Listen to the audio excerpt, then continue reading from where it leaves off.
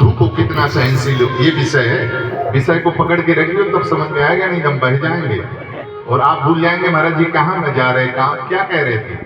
विषय हमने यहाँ छेड़ा है, हम किस रूप में कह रहे हैं, किस वजह से ये उदाहरण दे रहे हैं कि इतना सहनशील होना चाहिए जितना भगवान बुद्ध के संबंध में आया है। सहनशील आशय उदार। तो भगवान बुद्ध से एक व्यक्ति ईर्षा करने वाला था, चलने वाला। सब तरह की दुनिया होती है संतों से, आज भी तो ईर्षा करते नहीं करते, बहुत उनको देख के ही रोज रोना अच्छा ही नहीं लगता है। साधु को देख करके हृदय भरे आवे तो बड़ी कृपा है, और देख करके अगर टेढ़ा मुंह कर लिया तो उसका पाप रूपी कर्म उसको सामने नहीं आने दे रहा। पाप रूपी कर्म उसको सामने नहीं आने दे रहा है, बस ये कारण समझ लें। नहीं तो यही तो हमारे चलते फिरते बिहारी जी। भगवान बुद्ध जा रहे थे, उसने गाली देना प्रारंभ कर दिया, गाली देना प्रारंभ कर दिया, गाली के ऊपर गाली, गाली के ऊपर गाली।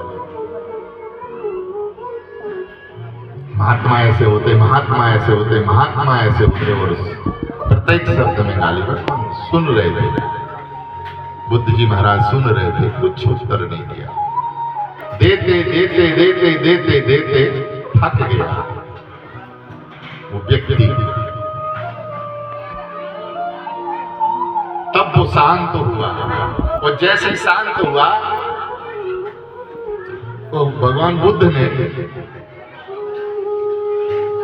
हंसकर के उसको भैया कहा।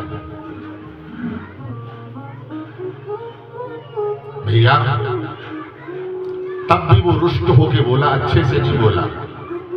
तो जैसे हम लोग गुस्से में नहीं कहते मिजाज में, ऐसे उसने मिजाज भरे शब्दों में और कहा, हाँ पूछो। बोले हम ये हमारे एक प्रश्न का उत्तर दे दो, समाधान कर दो। बोले पूछिए, क्या पूछना चाहते हैं।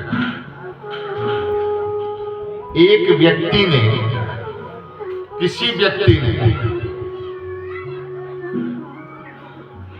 अपने मित्र को बुलाया,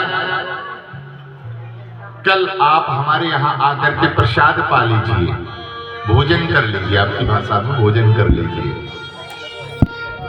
यथा समय मित्र ने भी स्वीकृति दे दी, स्वीकार कर लिया। भगवान बुद्ध कह रहे उससे, पूछ रहे उससे, और न्योता देने के बाद वो व्यक्ति मित्र जो है ना, मित्र के घर में गया। उस दिन उसने प्रसन्नता के फलस्वरूप 56 भोग बनाए, और 56 भोग जो है ना मित्र की थाली के सामने परोस दिए। और सामने बैठकर के मित्र ने कहा, सामने बैठकर के मित्र ने कहा, बोले भैया अब तुम पाओ।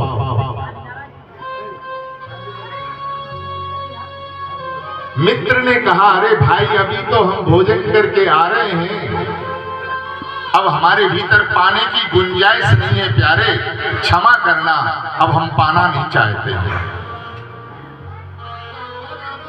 तो हम तेरे से यह पूछना चाहते हैं कि जब मित्र को बुलाया, परोस दिया, सामने थाल रखा है, और मित्र ने कह दिया हमारा पेट भरा हुआ, भोजन नहीं करना चाहते हैं, तो इसकी बची हुई सामग्री, जो रखी हुई सामग्री है, वो किसके पास जाएगी। बोल वृंदावन बिहारी लाल। समझ गए ना, आगे समझ